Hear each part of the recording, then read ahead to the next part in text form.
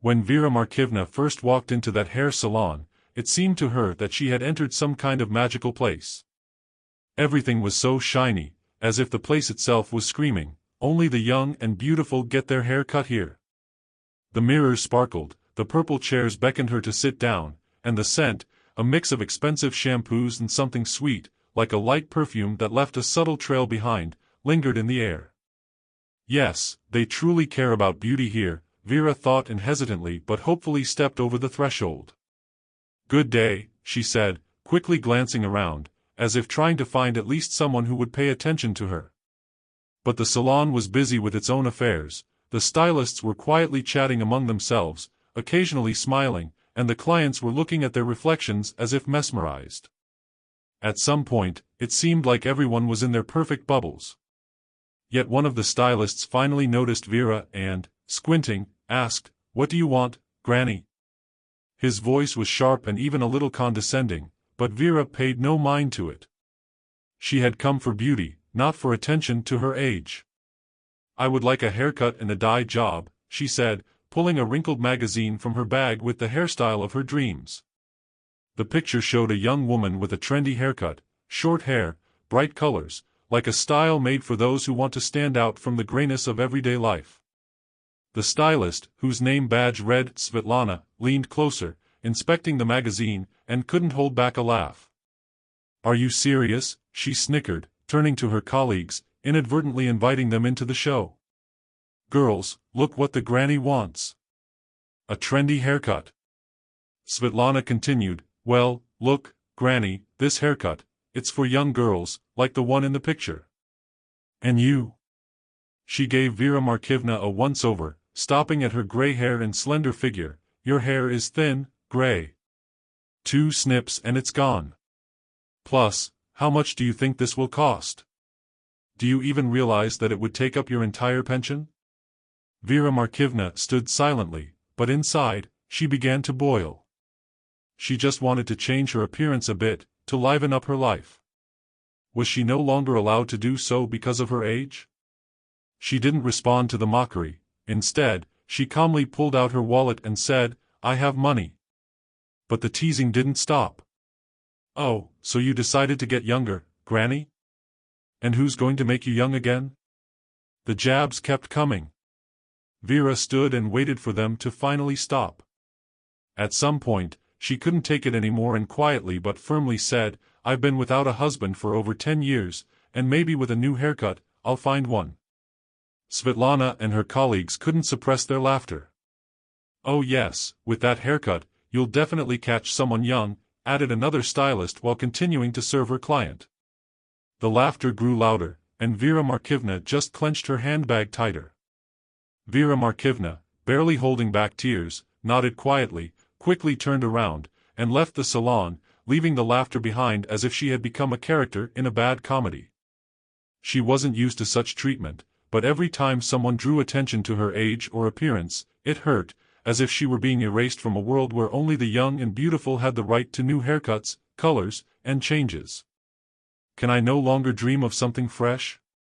Something new?" she thought as she passed through the square. The streets of her neighborhood seemed gray and empty, as if they were echoing the hairstylist's mockery. She quickly headed towards her usual route, past a small alley when her eyes caught a sign. A nondescript one, plain, but something about it made Vera stop. The sign read, "Hair Salon. No pretensions, but with heart." It was the "with heart" part that got to her, making her turn back and approach.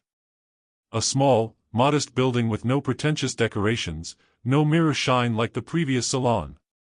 The entrance was lit with soft light, and inside there were only 2 chairs. Immediately, it felt cozy, simple, something she had been missing. "Maybe I should give it a try," she thought, standing by the door. And before she could change her mind, she quietly opened the door and walked in. Inside, she was greeted by a woman around 30 years old, with short but confident hair. She didn't look like a typical, fashion stylist from expensive salons. Her appearance was more natural, even slightly provincial, but there was something special in that, as if this woman didn't need to prove her mastery with her appearance. "Good day, the woman greeted with a smile, which instantly made Vera feel at ease. "Are you here for a haircut?" "Yes, dear, I want to change something about myself," Vera Markivna said, blushing slightly, expecting that new jokes or degrading comments would soon begin. She was ready to hear another stream of jokes about her age or appearance, but the woman just nodded and invited her to sit in the chair. "Let's think about what we can do." "Do you have any ideas?" the stylist asked calmly, taking Vera Markivna's thin, gray strands in her hands. "Yes, I have a magazine," Vera quietly replied, pulling out the same magazine with the hairstyle. She was afraid to show it a second time, but this woman seemed different. Her eyes radiated kindness. The stylist carefully examined the photo in the magazine, thought for a moment, and then smiled broadly. "You know, this haircut will suit you. And even better, we can make it look even more amazing," she said, handing the magazine back. Vera Markivna was surprised. She didn't expect such a reaction. All the previous hairdressers had told her that her desires were impossible, but this woman. "If you want, we can also dye your hair a little, give the gray a more noble look. And if you wish, we can pick a color from the catalog. And don't worry, it won't cost all your savings," the stylist continued with the same friendly smile. "Thank you, dear," Vera replied softly, but with a tremble in her voice. "You know, today is my birthday.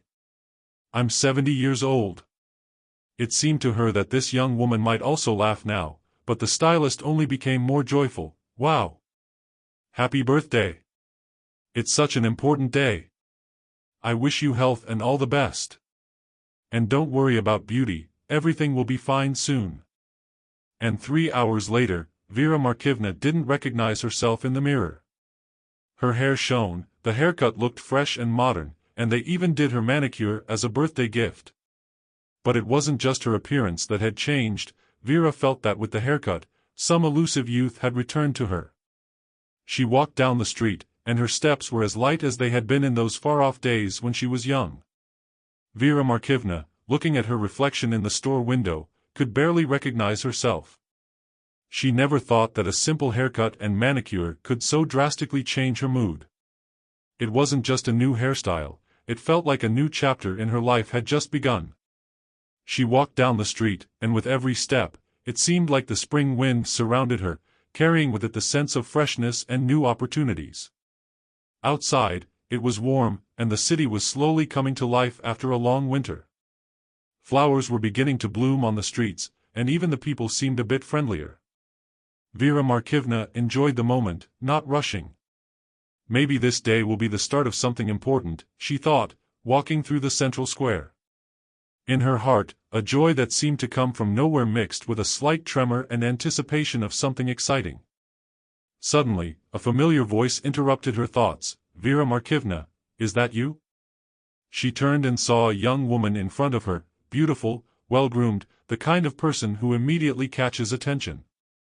But it wasn't just any young woman. Vera immediately recognized her. In front of her stood Anya Volkova, one of her favorite students from school. Once, she had taught her literature, and since then, she had always remembered Anya warmly, as one of the best and most talented girls. "Anyetka, my dear." Vera Markivna, unable to contain her joy, ran up to her and hugged her.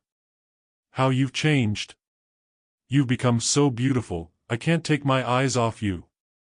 Although you've always been a beauty." She recalled how in school, all the boys would literally chase after Anna, trying to get her attention. Anya laughed. "Oh, Vera Markivna. I was always like that, only in your eyes. How's your health? I see you look just fabulous." Vera Markivna smiled. "I'm living little by little. By the way, today is my birthday. I want to stop by the store, buy something for the table, but I don't have much time. Maybe we'll see each other later? If you have time, come visit, we can sit and talk." Anya thought for a second, then suddenly exclaimed, "I have a better idea. My salon is nearby, we can go there together, I'll just stop by for a minute. Then I'll order dinner at the restaurant, and we'll sit together, celebrating your birthday. Especially since we haven't seen each other in so long." Vera Markivna hesitated, but she felt it could be a pleasant evening. She agreed, and, linking arms with Anya, they headed toward the salon. But when they approached the door of the same salon where Vera had been mocked, her smile faded. Old memories washed over her, and she was about to refuse the idea, but Anya, seeing the expression on her teacher's face, stopped. "What's wrong, Vera Markivna?" she asked in surprise. "Oh, Anyetka. This is the very salon where they made fun of me today. Your employees. They mocked me because of my age, because I wanted a haircut like the young people." Vera replied quietly, barely holding back her emotions. Anya's face changed immediately. Her eyes flashed with anger, and she decisively opened the salon door. When they walked inside, all the employees saw their boss and immediately started bustling around, trying not to meet her eyes.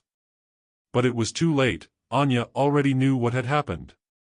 Anya swiftly walked to the main hall of the salon, her determined stride causing all the stylists to freeze in place.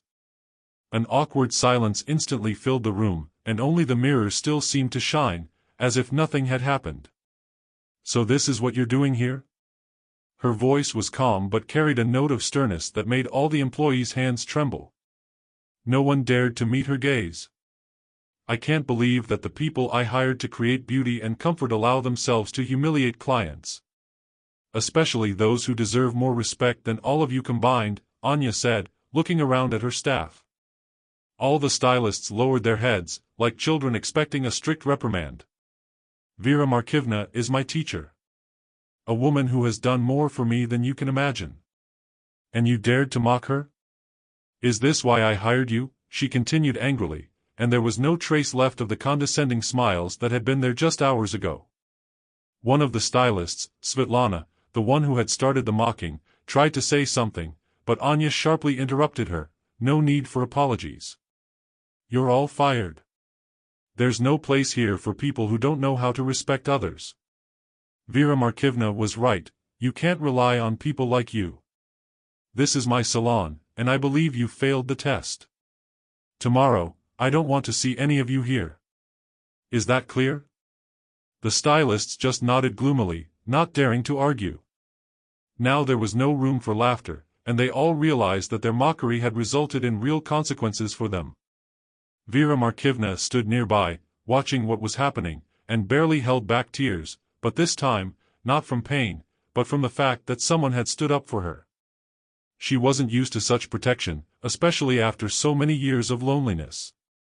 She understood that sometimes life could be cruel, but this moment felt like true justice. When the door closed behind the last stylist, Anya turned to Vera Markivna and quietly said, "I'm sorry for allowing this to happen. From now on, only those who can be relied on will work here." She took her teacher's hand and gently led her to the office, where they sat down with a cup of tea. "You know, Vera Markivna, I've achieved so much in life thanks to you. You always told me to believe in myself, never give up, and help those in need. That's why I have a proposal for you," Anya said, with a warm smile reappearing on her face. "A proposal?" Vera Markivna asked, surprised. "Yes. I need someone I can trust with not only the salon but also my home. You don't have any children or grandchildren, and I've always dreamed of having someone as wise and kind as you around," Anya continued. "Move in with me. You'll help with the housework, you won't have to pay for housing, and after me, the apartment will be yours." Vera Markivna nearly fainted from the unexpected turn of events. Her heart trembled with sudden joy and gratitude. "Anyetka, what you're offering me is a miracle," she said, tears welling up in her eyes again, but these were different tears. "You know, I've always dreamed of having a mother like you." "That's how God brought you to me today," Anya replied, hugging her teacher tenderly. And so, Vera Markivna not only found a new hairstyle but also a new family. That day, they celebrated her 70th birthday together in a restaurant, joyfully surrounded by friends and loved ones, and the next day, Vera began a new life, no longer feeling lonely. Now she knew that even after such difficult times, there was still room for new beginnings and real miracles. Friends, if you noticed any mistakes in the text, please forgive us. This content was voiced with the help of artificial intelligence, and our team is not native speakers, but we are constantly learning to improve our stories for you.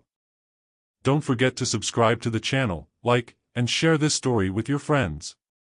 Your comments are very important to us. Write your thoughts on this story, and don't miss new videos.